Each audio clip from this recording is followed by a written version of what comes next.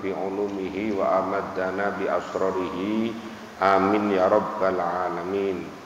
Wa ammat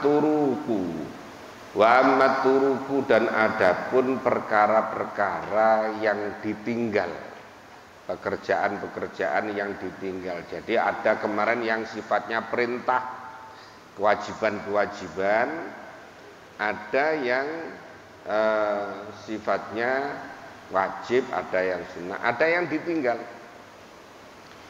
Fayajibu maka wajib.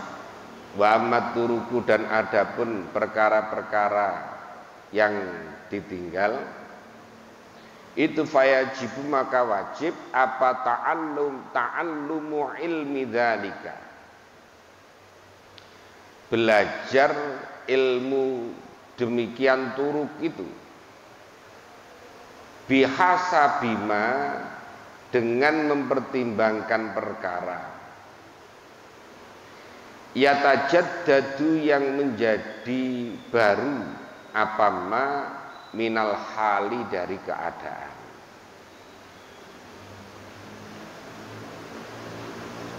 Wadzalika dan adapun demikian ma yatajaddadu minal hal itu yahtalifu, berbeda-beda apa dzalik, bihali syakhsi dengan keadaan seseorang. Jadi masing-masing orang itu nanti berbeda. Terima kasih.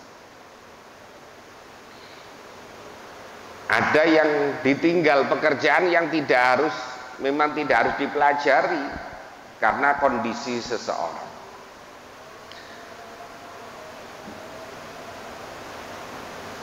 Idla yajibu, karena tidak wajib, alal abkami atas orang yang bisu, apa ta'allumu ma mempelajari perkara, yahrumu yang haram apa ma minal kalami dari pembicaraan. Orang bisu tidak wajib mempelajari larangan ghibah umpamanya. Orang tidak bisa ngomong. Tidak perlu mempelajari tentang larangan berbohong, ngomong berbohong, kemudian mencaci maki orang, kemudian hal-hal ucapan yang dilarang. Tidak perlu dipelajari. Karena apa? Ya karena dia bisu. Maka tidak wajib.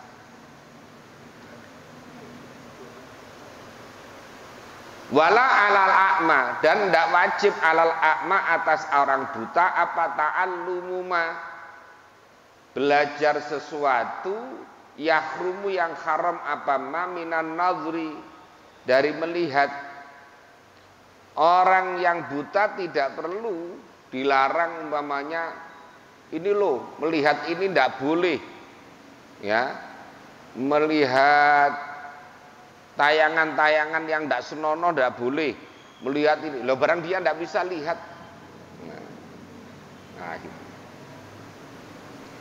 Wala alal badawi, dan juga tidak atas orang pedesaan atau orang alasan, orang yang pinggiran lah.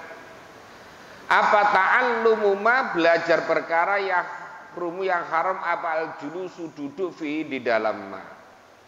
Ya, orang yang ada di hutan, orang yang kan tidak perlu belajar tentang hal-hal yang daki-daki tentang yang ada di perkotaan. Artinya bahwa ya agama ini menyesuaikan dengan situasi dan kondisi. Ya. Makanya dikatakan solihun likulli zamanin wa makan. Aturan agama itu relevan dengan situasi dan kondisi.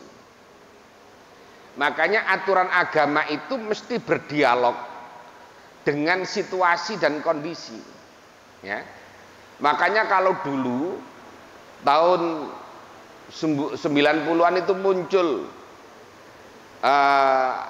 rame-rame tentang reaktualisasi Islam. Artinya bagaimana mengaktualkan kembali ajaran Islam itu dalam konteks kekinian dan konteks kesekarangan, kira-kira begitu. Ya.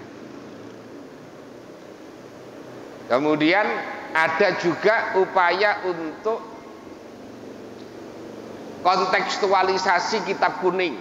Saya ingat betul, saya ikut karena ikut seminar-seminar itu dulu. Tahun 90-an itu ada seminar-seminar tentang kontekstualisasi kitab kuning. Bagaimana memahami kitab kuning itu dalam konteks zaman. Dalam konteks zaman. Karena ya tentu saja ada hal-hal yang tidak relevan. Ya. Ada yang masih relevan. Contohnya, kalau di dalam tafsir itu wa ashiruhunna bil ma'ruf. Pergaulilah istrimu secara ma'ruf. Ma'ruf itu artinya apa yang mata'arafahun nas. Apa yang ditradisikan oleh masyarakat. Di dalam fikih itu dirumuskan karena kaitannya dengan bergaul dengan istri, bagaimana bergaul istri dengan ma'ruf itu akhirnya pada hal nafkah. Maka dirumuskan di situ. Kalau orang miskin, maka kewajiban nafkahnya sehari adalah 1 mud. 1 mud beras itu kan sekitar 7 on. Istri pokoknya dikasih nafkah 7 on. Kalau orang yang sedengan itu adalah 1 on setengah. 1 on setengah. 7 on. Kemudian 1 mud setengah. Jadi mudun wanis. Kalau orang yang kaya adalah 2 mud. Lah 2 mud. Lah sekarang umpamanya orang sekarang di bawah sekarang itu dipahami kayak itu. Jadi kalau punya istri dikasih 1 mud, kan gitu? Ya kalau yang sedengan 1 mud setengah. Lah 1 mud setengah itu kalau harga beras katakan paling mahal itu 15.000 lah katakan yang udah bagus lah. Lah berarti kan kalau 1 mud setengah kan hanya 20.000 lah, paling 20.000 sampai 22 setengah nafkahnya. Kalau yang kaya berarti 2 mud. 2 mud itu berarti kan 30.000. Lah kalau umpamanya kayak orang yang kaya kayak Abu Rizal Bakri, istrinya dikasih sehari 30.000, kira-kira gimana kira-kira? Nah, makanya harus dikontekstualisasikan, ya, dikontekstualisasikan. Nah, gitu. Lah kalau hanya dimakan saja ya cukup, kalau kebutuhannya hanya kebutuhan makan ya cukup. Ya. Untuk nafkahnya dirinya sendiri. Lah tiba kebutuhannya kan banyak sekarang ini. Bahkan termasuk pulsa barang. Biaya make up, biaya apa namanya? Krim bat, biaya pedikur, manikur kan. Kalau orang-orang sekarang kan Masya Allah. Nah, artinya menyesuaikan dengan konteks sekarang ini. Nah, kira-kira begitu.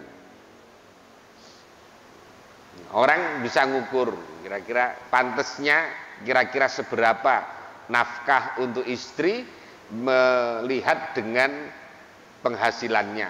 Nah, kira-kira begitu.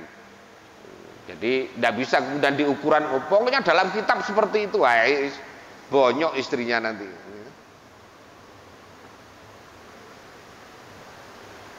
Nah itu.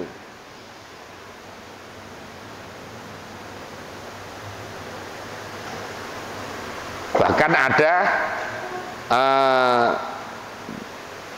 perdebatan tentang tajdid dulu itu, ya, tajdid tentang pembaharuan. Jadi pembaharuan ajaran-ajaran agama. Nah begitu, perdebatan tahun 90-an itu, saya ingat itu. Jadi diskusi-diskusi ketika itu, seminar-seminar ketika itu banyak mendiskusikan terhadap upaya-upaya aktualisasi. Kalau bahasanya Gus Dur itu adalah pribumisasi Islam. Bagaimana Islam itu tidak diawang-awang, tidak ajaran yang tidak realistis, makanya harus dibumikan, membumikan. Ada yang redaksinya pakai reaktualisasi, itu dulu Menteri Agama Munawir Sadzali. Munawir Sadzali itu redaksinya pakai reaktualisasi Islam. Nah gitu. Jadi kalau kayak Ahmad bareng dulu perdebatannya tentang masalah tajdid dulu, Amin Rais termasuk yang ikut perdebatan terhadap itu.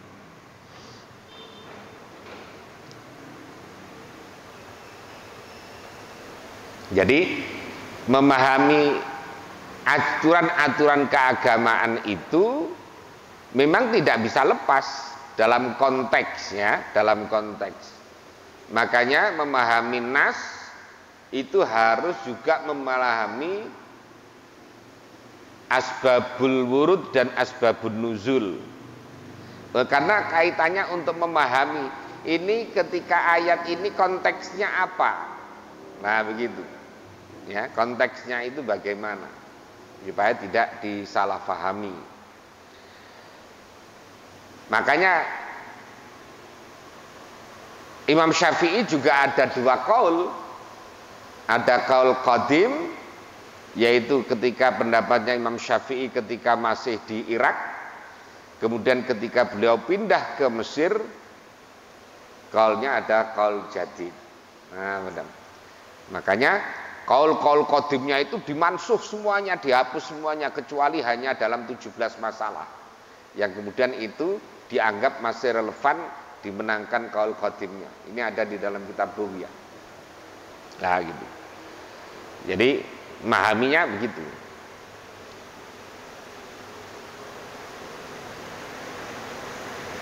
Kalau enggak nanti ya ketinggalan zaman memahami Islam. Ya, memahami Islam itu akan ketinggalan.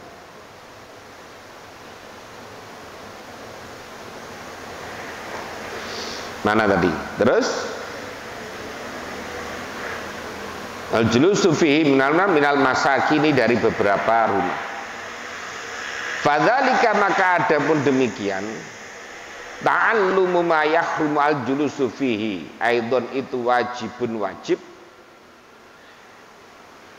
bihasabima, dengan mempertimbangkan perkara yaktadihi, yang menentukan hi kepada ma apa al-halu, keadaan.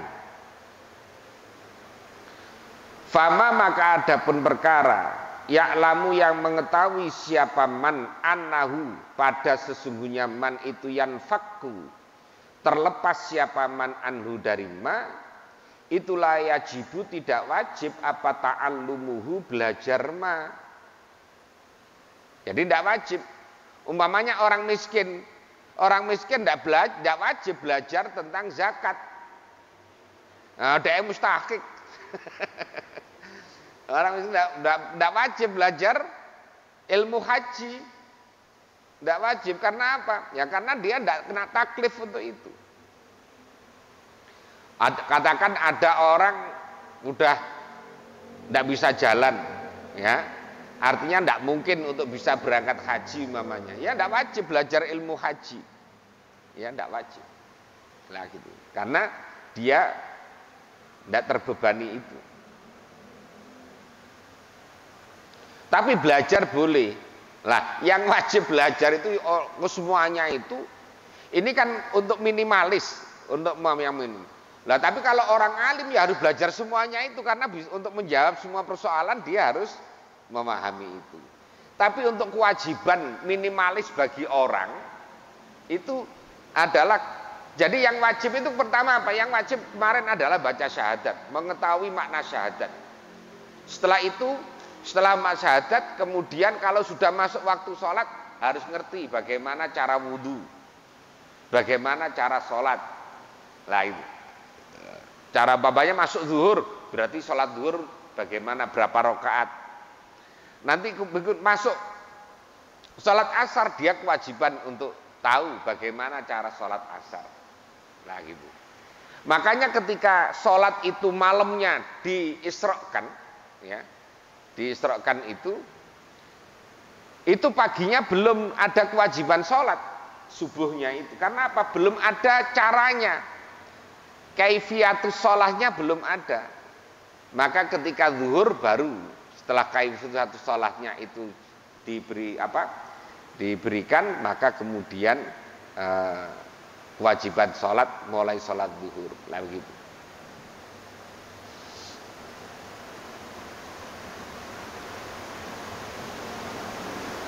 Wama dan adapun perkara, wa yang adapun man itu mula bisun, orang yang melakukan lahu pada ma itu wajib, apa tanbihuhu, mengingatkan man alaihi atas ma.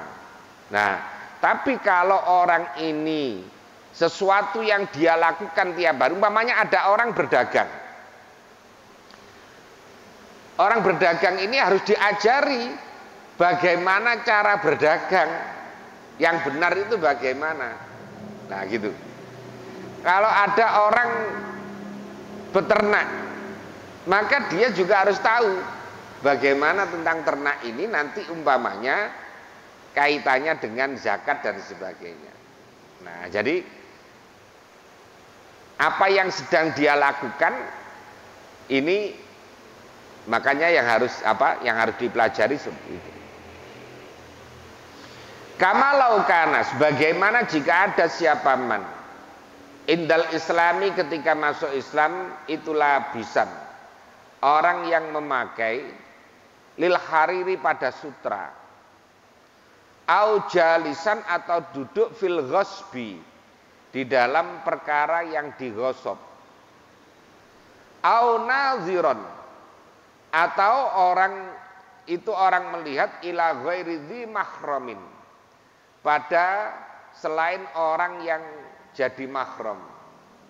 Fayajibu, maka wajib apa ta'rifuhu, memberitahu kepada man bidzalika, dengan demikian labisan lil harir au jalisan fil ghosbi ila akhiri tadi. Jadi orang ketika masuk Islam awalnya, dia ini sudah memang biasa tiap hari pakai, karena dia umpamanya orang kaya, pakaiannya itu sutra terus. Orang laki-laki pakaiannya sutra. Nah ini kan harus setelah masuk Islam harus diingatkan bahwa pakai sutra murni itu tidak boleh. Nah harus diberitahu. Tapi kalau yang campurannya itu lebih banyak daripada asli sutranya, maka dibolehkan. Tapi kalau lebih banyak sutranya tidak boleh. Lah begitu. Nah ini harus diberitahu. Termasuk ghosab. Orang kan tidak ngerti aja. Kira pokoknya ada apa dipakai gitu. Pokoknya temannya tiba-tiba dipakai. Padahal kalau tidak izin itu namanya ghosab. Kecuali kalau jelas-jelas diketahui ridhonya. Nah ini harus diberi penjelasan. Kalau memakai barangnya orang lain tanpa izin, tanpa niat untuk memiliki, itu namanya ghosab. Ya.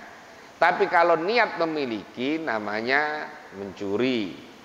Lah, ghosab itu kecuali kalau orang itu tahu bahwa jelas bolehnya. Umpamanya karena teman dekat, araket, kemudian kita lagi mau sholat, tidak ada celana kok lagi kotor, umpamanya langsung ngambil sarungnya teman dipakai sholat. Kalau tahu kita yakin bahwa teman itu jelas membolehkan, maka tidak apa-apa.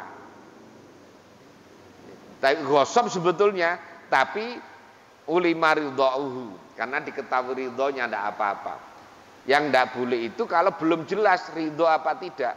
Ternyata orangnya marah-marah, umpamanya, kamu ini pakai nggak ngomong-ngomong, lah ini jadinya sholatnya menjadi tetap sah, sholatnya tetap sah, tapi tidak diterima karena pakaiannya gosok. Nah, dan sholatnya sih secara fikih sah. Jangankan kok itu, baju hasil curian saja dipakai sholat ya sah. Secara fikih, pokoknya pakaiannya suci, ya suci. Tapi tidak diterima oleh Allah karena tidak thayyiban. Innallaha thayyibun la yaqbalu illa thayyiban. Allah itu zat yang baik, tidak nerima kecuali perkara yang baik, ya begitu.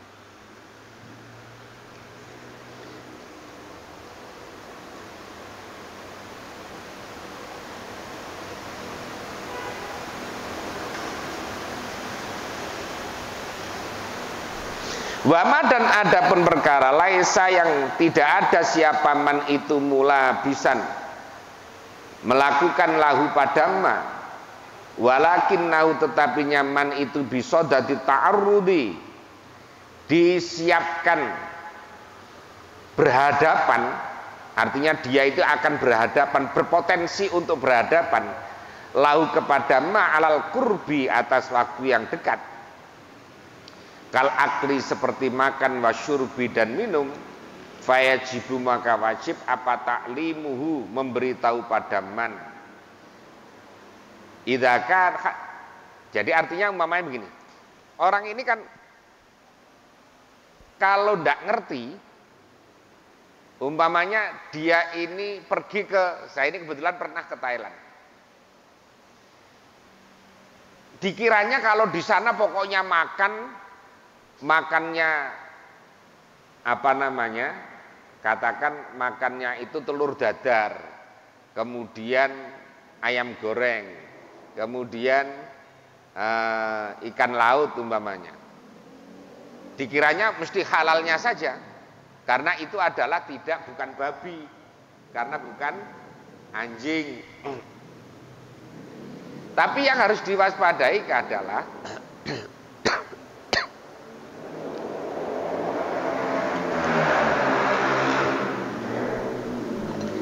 di situ kan daerahnya daerah Hindu apa Buddha sana itu.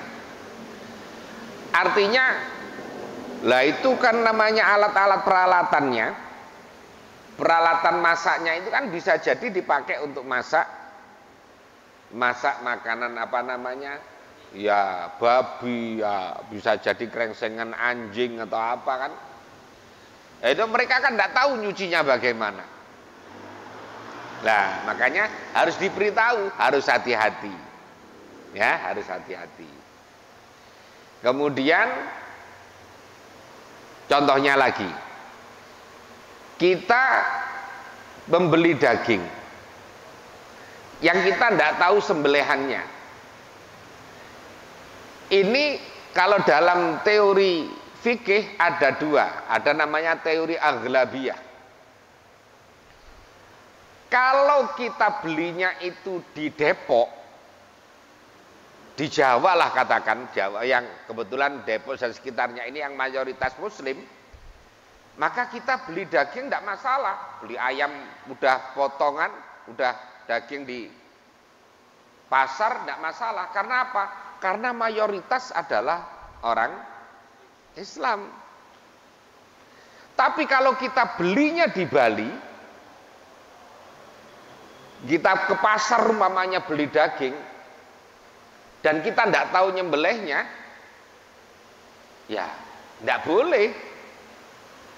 Jadi bolehnya itu kalau kita tahu umpamanya, oh ternyata yang jualan orang Islam dan disembelih, tidak apa-apa meskipun belinya di Bali. Nah, sama dengan belinya di Depok, tapi ternyata ayam tiren umpamanya. Maka kalau kita tahu tidak boleh. Tapi kalau tidak tahu, teorinya adalah teori aghlabiyah, teori mayoritas. teori apa namanya dominasi mayoritas tadi itu. Jadi karena umumnya masyarakat Depok, masyarakat Jakarta, masyarakat walaupun ada isu yang kapan hari ada daging dari Lampung itu, daging celeng itu dikirim ke Bogor, dikirim. Ya tapi tetap mayoritas kita tidak tahu. Nah gitu. Tapi kalau di Bali sana kita tidak boleh pakai teori itu. Karena di sana mayoritas orang Hindu. Makanya kita harus tahu, yang jualan orang Islam disembelih, maka baru boleh. Nah, makanya harus hati-hati.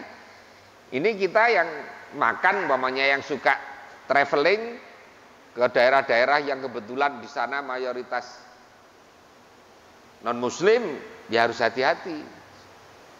Ya, harus hati-hati. Nah, begitu caranya. Jadi jangan dianggap bahwa wah, pokoknya ikan mesti boleh. Apa namanya ikan laut mesti boleh lah kalau dia masaknya di rumah makan itu masaknya campur-campur kan ya sama saja lah gitu. Atau kita tidak tahu minyaknya dari minyak apa dan bumbunya bagaimana. Saya ketika ke Thailand itu ya betul-betul tidak makan itu, saya bawa dendeng dari rumah itu. di hotel barang itu ya makannya hanya makan nasi saja, makan nasi sama telur yang digodok itu, yang direbus itu, ya itu. Ya artinya kita jaga diri. Karena kita tahu ya seperti itu. Karena haram itu kan ada haram li dzati, ada haram li ghairi. Nah, yang itu tadi haram li dzati ini ya kayak apa namanya babi celeng itu li dzati, zatnya memang haram. Lah, tapi kan bisa jadi ikan, daging sapi, daging ayam ini bisa jadi haram kalau kemudian umpamanya dilumuri minyak babi dan sebagainya. Nah, jadinya begitu. Makanya tadi ada teori namanya teori aghlabiyah di fikih itu. Teori mayoritas. Jadi kalau di Depok kita beli daging walaupun kita tidak tahu cara nyembelihnya, tidak tahu, husnudzon saja karena mayoritas umat Islam. Nah, begitu. Padahal saya jelek-jelek begini kan masih anggota MUI. Komisi Fatwa. Saya pernah itu terjun ke tempat-tempat pemotongan itu, tempat-tempat pemotongan itu. Dan yang punya pemotongan itu ada yang punya Cina itu yang di mana Cimanggis atau mana itu miliknya Cina. Tapi yang motong orang Islam. Tapi ya gitu motongnya masya Allah, copet banget itu motong ayam itu masya Allah. Kayak hanya klik klik klik gitu aja. Ya, kalau pengen hati-hati ya nyembelih sendiri. Tapi boleh, ya, tapi boleh, tidak apa-apa karena memang mayoritas umat Islam. Nah, gitu.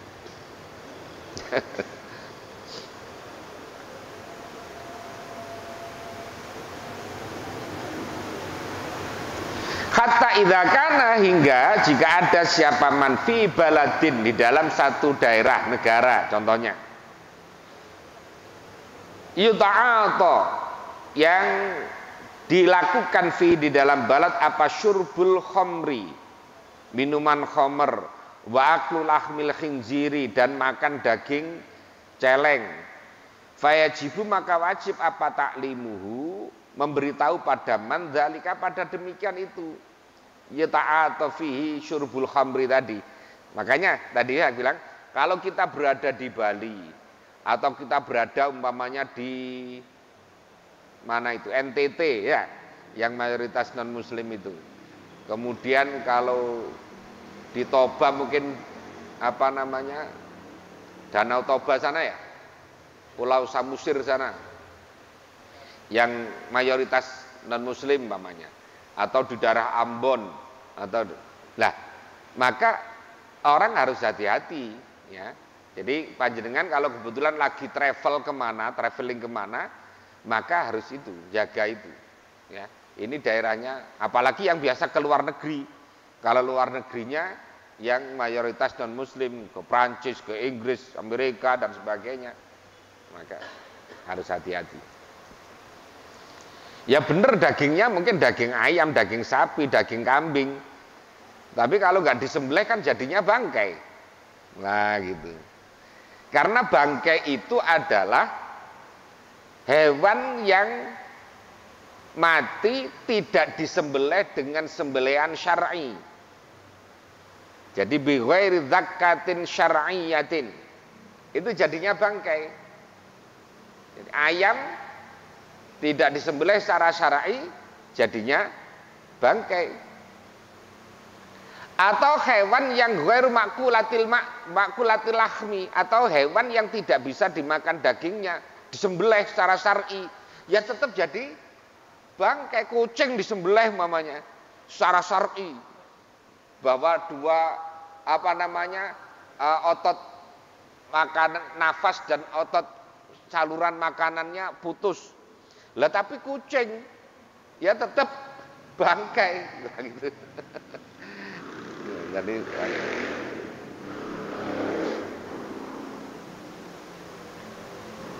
watan bihuhu, dan memberitahu, mengingatkan kepada man alaihi atas dalik. Wama, dan adapun perkara wajib yang wajib apa taklimuhu, memberitahu pada man wajib, maka itu wajib alaihi atas man apa ta'allumuhu, untuk mengetahui atau belajar pada man. Jadi kalau panjenengan mau pergi ke daerah yang di sana umpamanya daerahnya itu mayoritas non muslim, nah maka harus tahu kira-kira apa-apa yang harus dilakukan di sana. Jadi kira-kira konsumsi yang harus dikonsumsi nanti harus bagaimana. Nah begitu. Wa amal i'tiqadatu, adapun beberapa i'tiqad, wa amalul qulubi, dan amal-amal hati, itu fayajibu, maka wajib apa ilmuha, mengetahui al-i'tiqadat wa amalul qulub bihasabil khawatiri, dengan mempertimbangkan beberapa apa yang terbetik di dalam hati, suara hati, bisikan hati. Bahasa Jawa ini kerentek. Orang sini nggak ngerti kerentek itu apa. Fa'in khutira, maka jika dibisikkan dalam hati lahu bagiman apa syakun, keraguan, fil ma'ani, di dalam beberapa makna, allati tadullu, allati ya ma'ani tadullu, yang menunjukkan alaiha atas allati atau al ma'ani, apa kalimatas syahadati, dua kalimat syahadat, asalnya kalimatani lah gitu asyhadati, tapi karena idhofah maka nunnya dihilangkan menjadi kalimatas syahadati, dua kalimat syahadat. Fayajibu, maka wajib alaihi atas man apa ta'allumuma, belajar perkara yutawassolu, yang disampaikan siapa man bihi pada ma, atau yatawassolu, yang sampai siapa man bihi pada ma, ila izalati syakki, pada menghilangkan keraguan. Jadi ini kalau masalah i'tiqad, masalah keyakinan, masalah pekerjaan hati, maka ini kaitannya dengan akidah. Kalau ada hal-hal yang menjadikan kita mamanya suatu saat muncul keraguan. Nah, kalau muncul keraguan, sebetulnya Tuhan itu ada enggak ya? Nah gitu mamanya gitu. Muncul. Ini namanya hati ini kan sangat dipengaruhi inkilab itu kan molak-maliknya. Ada saat orang itu ketika dalam kondisi jenuh, orang dalam kondisi yang punya banyak masalah, ketika mentok itu kan bisa jadi orang itu bisa. Nah, makanya orang ini harus belajar untuk memantapkan tentang pemahaman dua kalimat syahadat ini. Nah, termasuk bagaimana cara memahami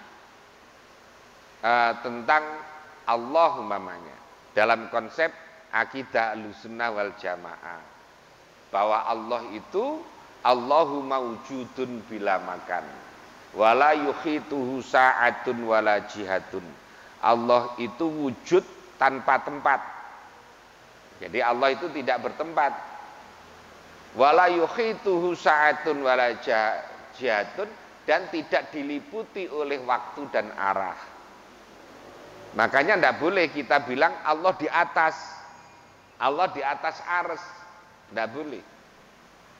Allah ada di barat, Allah ada di timur. Karena Allah itu tidak berkaitan dengan, dan tidak bisa dibayangkan Allah itu seperti apa, ya tidak bisa. Katanya Sayyidina Ali, mahma tasawwarta bibalika anillahi fallahu khilafu dzalik. Apa yang kamu bayangkan di dalam hatimu tentang Allah, Allah itu berbeda dengan apa yang ada dalam bayanganmu. Nah, jadi ini harus ditanamkan di dalam sini supaya orang tidak kemudian menjadi ragu, ya. Karena orang itu kan mungkin ketika dalam kondisi normal biasa itu tidak masalah. Kadang-kadang ketika sudah mentok, ada masalah, mentok, kemudian mikir, saya ini sudah berdoa berkali-kali kok nggak dikabulkan oleh Allah. Tahu Allah itu ada enggak sih? Nah, bisa jadi begitu orang itu, ya. Lagi.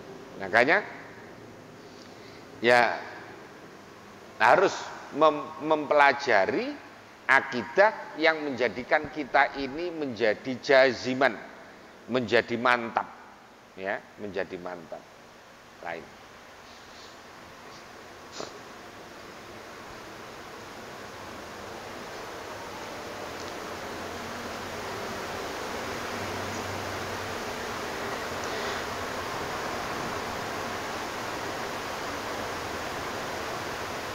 Wa illam fa illam yukhtar, maka jika tidak dibisikkan tadi, tidak dikerentekkan, tidak dibisikkan dalam hati, lau bagiman apa dzalika demikian syak wa bata, dan mati siapa man qabla ayya taqida, sebelum sekiranya berkeyakinan siapa man anna kalamallahi, sesungguhnya dawuhnya Allah Subhanahu wa taala itu qadim,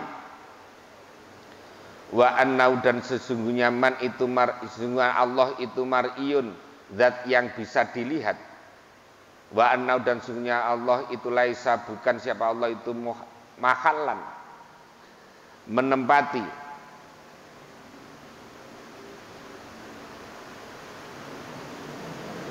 itu mahallan tempat, lil hawadithi, bagi beberapa perkara yang baru, ila ghairi dzalika, mimma, nyatanya dari perkara yudkaru yang disebut apa mafil mu'taqadati, di dalam perkara-perkara yang diyakini, yang diiktiqadi, yang diyakini. Faqad mata, maka sungguh mati siapa man alal islami, atas Islam, ijma'an, dengan konsensusnya ulama. Jadi umpamanya kayak tentang Al-Quran. Al-Quran itu qadim.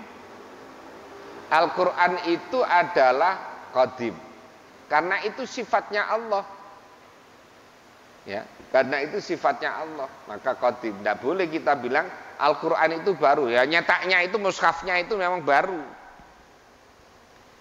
tetapi apa yang ada dalam Al-Quran itu sudah ada sejak zaman azali, ya, sejak zaman azali. Jadi ya itu sifat qadimnya Allah. Makanya dulu kaum Mu'tazilah itu memaksakan pahamnya bahwa Al-Quran itu adalah hadis baru. Makanya sampai ulama-ulama besar itu kriminalisasi. Wah, kalau sekarang kan bahasanya dikriminalisasi. Imam Syafi'i itu sampai ditahan karena mempertahankan bahwa Al-Quran itu adalah qadim. Itu harus bersilat lidah, ya. Jadi katanya Imam Syafi'i ditanya, Al-Quran itu hadis apa qadim? Kalau saya hadis, enggak gitu. Jadi Imam Syafi'inya yang hadis. Kalau Al-Qur'annya dia enggak bilang kalau Al-Qur'an. Makanya kemudian bisa dilepas Imam Syafi'i. Tapi Imam Ahmad bin Hambal itu wafat di dalam penjara karena mempertahankan bahwa Al-Qur'an itu qadim.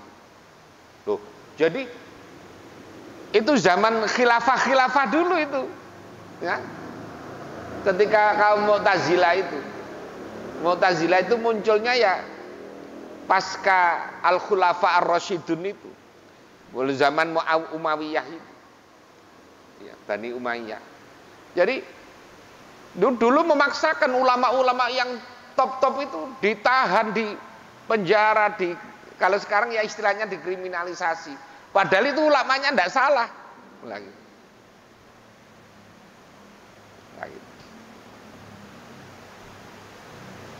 Karena apa? Karena waktu itu ada khalifah yang memang menjadikan paham Mu'tazilah itu menjadi paham kenegaraan. Jadi semuanya harus kayak sekarang lah, katakan kayak Arab Saudi ketika itu adalah pahamnya harus paham Wahabi lah, kira-kira begitu. Kerjasama dengan Muhammad bin Abdul Wahab. Makanya jadi harus ada pemaksaan,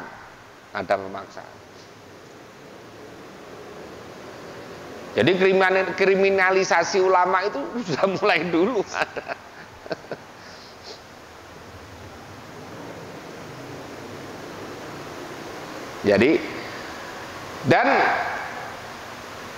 Jadi kalau berpandangan seperti itu, atau orang yang berpandangan bahwa Allah nanti bisa dilihat. Karena an-nikmatul uzma, nikmat yang paling agung itu adalah nikmat bisa melihat Allah, zatnya Allah. Tapi tidak bisa dibayangkan sekarang. Jangankan kalau itu surga saja tidak bisa dibayangkan sekarang. Mala ainun ro'at, wala udhunun sami'at, wala khotoro ala qalbil bashar. Jadi tidak bisa kita bayangkan nanti surga itu kayak apa ya. Kemudian kalau punya bidadari banyak terus bagaimana?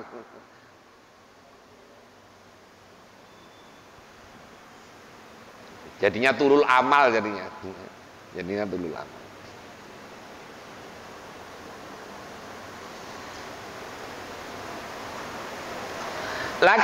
Walakin hadil khawatiru.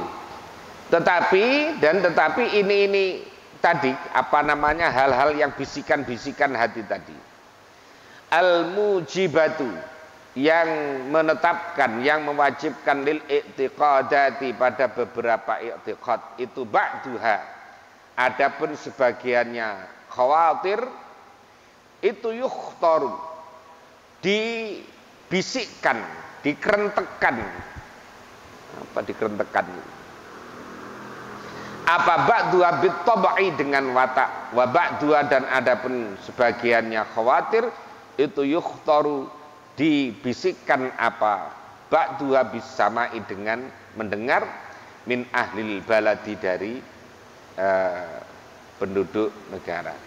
Jadi ada yang kadang-kadang pengaruhnya bisikan itu bisa jadi dari internal, karena orang ketika dalam proses perenungan sehingga memunculkan sesuatu yang nakal dalam tanda kutip, ya. Umpamanya ada hadis tafakkaru fi khalqillah wala tafakkaru fi dzatillah. Berpikirlah kamu tentang makhluknya Allah, jangan berpikir tentang zatnya Allah. Orang kalau merenung, masa sih Gusti Allah tidak boleh dipikir? Apa Allah takut kalau dipikir? Nah itu kan akhirnya orang itu kadang-kadang nakal mikirnya itu. nakal mikirnya. Dulu ada tulisannya anak muda itu namanya siapa tahun 70-an itu. Itu yang bukunya ada gambarnya tangan terkepal itu siapa itu? Wahib. Ahmad Wahib itu. Di situ kan Wahib bilang, ya gitu di tulisannya itu. Apa Gusti Allah takut dipikirkan kok tidak boleh dipikir? Itu termasuk ya pikiran-pikiran nakal begitu itu.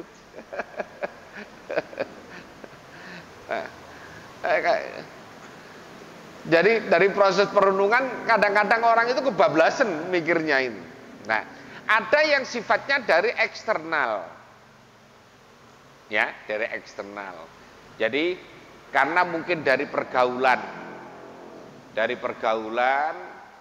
Ini karena banyak contoh-contoh ini. Orang yang semula jadi ustadz saja kemudian bisa berubah menjadi non muslim, naudzubillah min dzalik. Ada. Dan sekarang menjadi pendeta. Nah, artinya apa?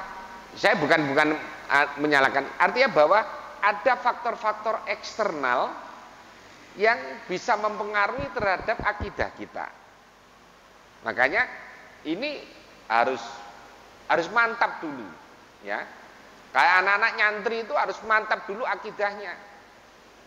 Maka kalau sering saya sampaikan, kalau dapat beasiswa umpamanya dari Arab Saudi, ya nanti dulu, jangan langsung diterima.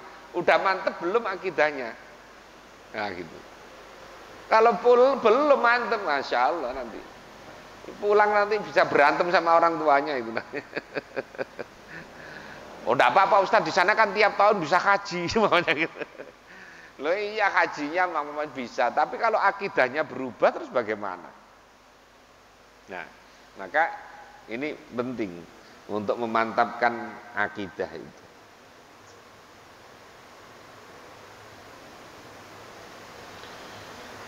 Fa'ingkana maka jika ada siapa man itu fi baladin di dalam satu negara sya'a yang di situ sudah tersebar, terkenal fi di dalam balad apa al kalamu ilmu kalam watana tukun nasi dan pembicaraan orang bil bid'ah dengan bid'ah. Jadi kalau orang ada hidup di dalam masyarakat atau di negara yang di situ ilmu kalamnya luar biasa, kemudian perbincangan orang tentang bid'ah luar biasa, fayam bagi maka sebaiknya apa ayusona sekiranya dijaga siapa man fi awwali buluhi di dalam pertama sampainya man atau balik nyaman atau sampai nyaman anha harus disampaikan anha tentang bid'ah tadi itu bitalqinil haqqi dengan menuntun perkara yang hak. Jadi harus diajari betul. Oh ini tidak boleh, ini boleh dan seterusnya. Jadi orang harus karena ini kaitannya dengan akidah ini sesuatu yang fundamental, sesuatu yang asasi, ya, sesuatu yang asasi. Ini karena kena hantaman kondisi, kena hantaman keadaan, kena hantaman perubahan zaman. Ini kalau orang fundamentalnya kuat, maka akan aman. Kalau akidahnya kuat, masih aman. Sama dengan kalau bahasa ekonomi kira-kira ya, fundamental ekonomi lah kira-kira begitu. Kalau fundamental ekonominya kuat, walaupun kena badai apa saja akan kuat. Sama dengan akidah itu. Akidah sesuatu yang asasi, sesuatu yang dasar. Maka ini kalau terserang oleh perubahan yang terus-menerus ini, arus perubahan ini mengikis akidah masalahnya. Jadi jangan dianggap tidak hanya pada sisi moral, tidak. Itu akidahnya juga akan terpengaruh. Orang bisa jadi tidak yakin takdir akhirnya. Dikiranya yang menentukan itu yang maha kuasa itu ya benda. Yang maha kuasa itu adalah harta. Yang maha kuasa itu adalah kekuasaan. Yang maha kuasa itu adalah materi. Akan seperti itu. Nah, gitu. Akidahnya akan terkikis,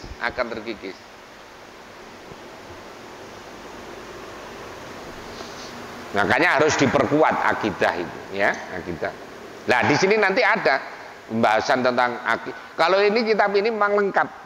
Sudah memang di sini ada akidahnya, ada fikihnya, ada akhlaknya.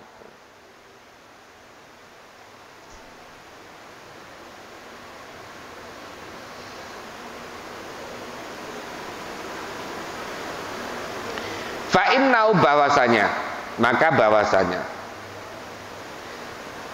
lau ulkiya itu jika ditimpakan ilai kepada man apa al batilu perkara yang batil, lawajabat sungguh maka wajib apa izalatuhu menghilangkan batil an qalbihi dari hatinya man.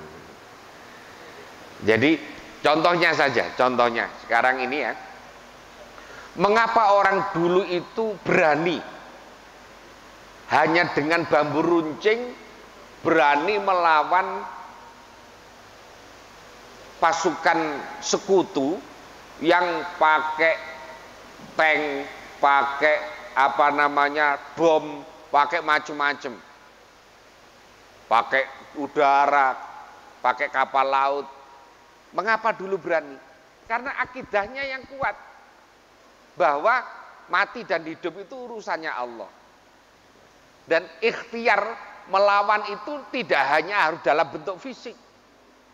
Bisa dengan doa, bisa dengan wiridan. Loh, itu begitu mantapnya orang dulu. Lagi. Ini kaitannya dengan akidah, kemantapan akidah, yakin. Lah gitu.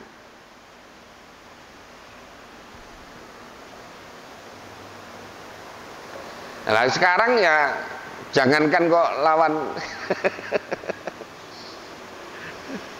udah gak mandi, gak manjur doanya.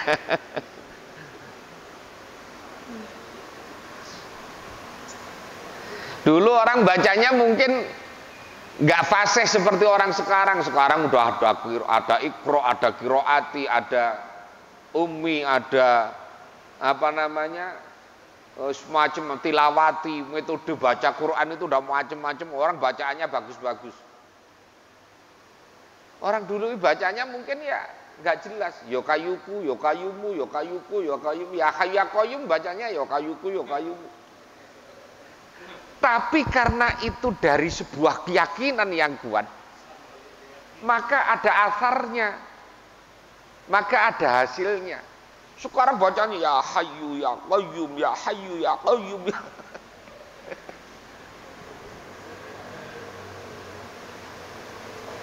Nah gitu. Ini berarti apa? Berarti ada pergeseran di bidang akidah. Mengapa? Ya karena pengaruhnya tadi. Pengaruh perubahan zaman ini menentukan perilaku juga kemudian mempengaruhi terhadap akidah. Pelan-pelan itu mesti akan tergerus, ya, pelan-pelan tergerus. Makanya ini ya menjadi keprihatinan untuk kita semuanya. Harus menanamkan akidah yang kuat kepada generasi kita.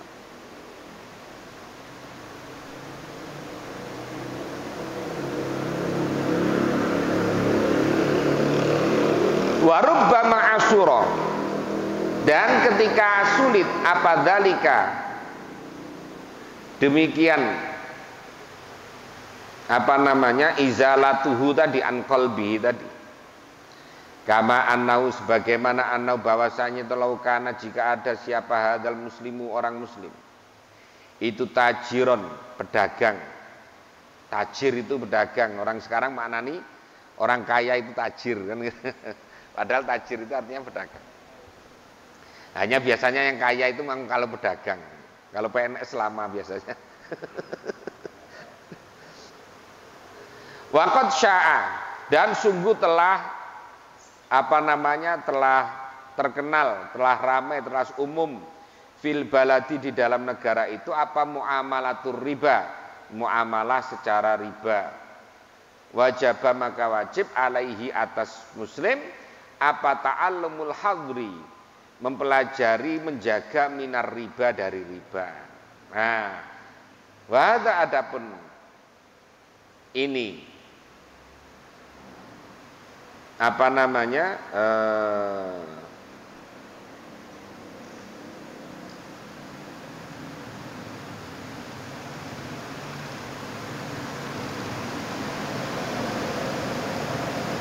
mana tadi itu?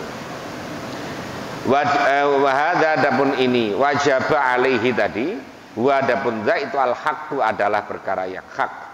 Fil ilmi, di dalam ilmu, alladzi huwa, adapun ilmu itu fardu ainin, adalah yang fardu ain. Artinya bahwa kalau dalam komunitas masyarakat banyak riba, ya, riba itu yang, karena riba itu kan jenisnya banyak. Riba itu artinya pertambahan di dalam akad, ya, pertambahan di dalam akad.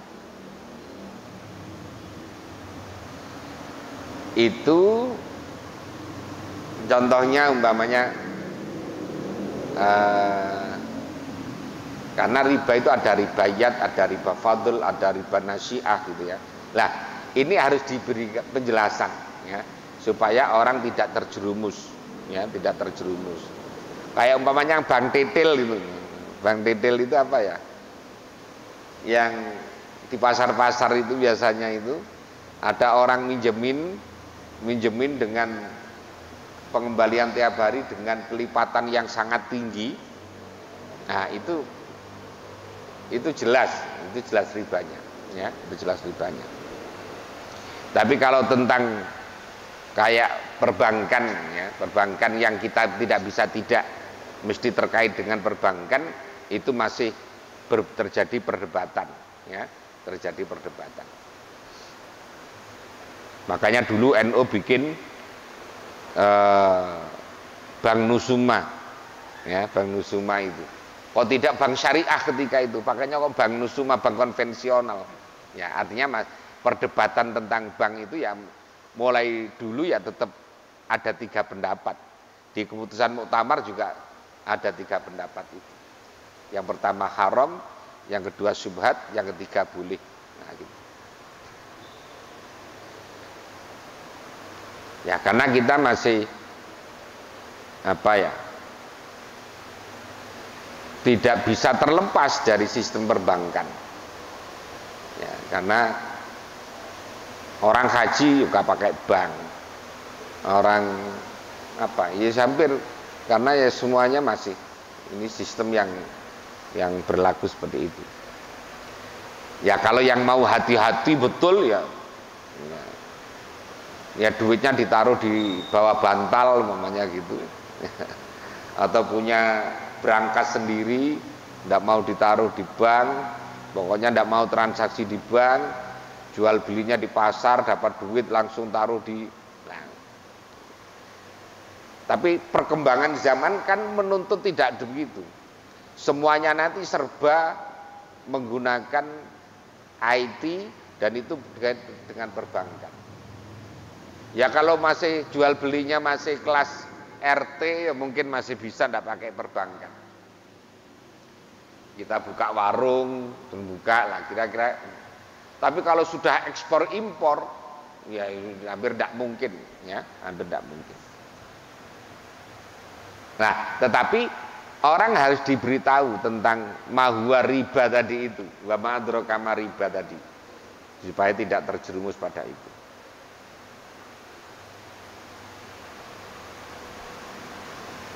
Wa makna, adapun maknanya ilmu itu al ilmu bi kaifiyatil amali.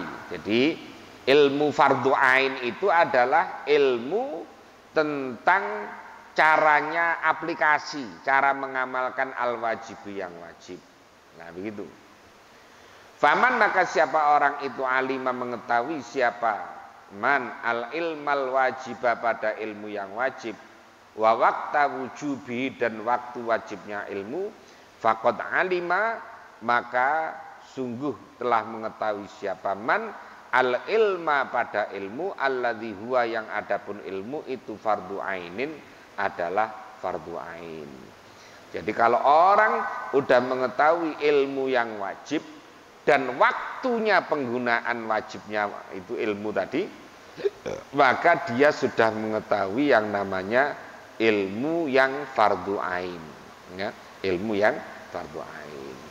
Dah, semoga ada guna dan manfaatnya. Semoga yang hadir semuanya ini diberikan umur panjang yang barokah, diberikan keluarga sakinah, mawaddah, warahmah, dan rezeki yang banyak yang halal dan barokah. Anak-anak kita jadikan anak-anak yang sholihin, sholihah, dengan kemampuan bisa ziarah Makkah dan Madinah, tetapkan iman Islam yang istiqamah, dijauhkan dari bala, bencana, corona dan musibah. Semoga kita semuanya diselamatkan oleh Allah di dunia maupun di akhirat nanti. Corona ini segera diangkat oleh Allah, dan semoga Mas Wisnu dan keluarganya selalu diberikan keberkahan. Ala hadhihi niyah wa ala kulli niyatin shalihah. Al-Fatihah. A'udzu billahi minasyaitonir rajim. Bismillahirrahmanirrahim. Alhamdulillahirabbil alamin arrahmanir rahim maliki yaumiddin. Iyyaka na'budu wa iyyaka nasta'in. Ihdinas siratal mustaqim. Siratal ladzina an'amta 'alaihim ghairil maghdubi 'alaihim waladdallin. Ya Rabbana ta'arafna bi annana ta'arafna wa annana ashrafna ala alladhi ashrafna fatub alaina tauba tawsilu kulla hawa wastur lana al-awrati waghfir liwalidina rabbi wa mauludina wal ahli wal ikhwani wa sairil khillani wa kulli dhi mahabbah aw jiratin aw suhbah wal muslimina ajma'in rabbi yasma fadlan wajudan manna lamik lisanin minna bil mustafa rasuli na'zami kulli suli salla wa sallam rabbi alaihi andal hamdi wa alihi wa sahbihi idadatas sisubi walhamdulillahi fil bad'i wat tanahi walhamdulillahi fil bad'i wat tanahi. Alhamdulillahirabbil alamin. Mohon maaf wal muwaffiq ila aqwamit thariq. Assalamualaikum warahmatullahi wabarakatuh.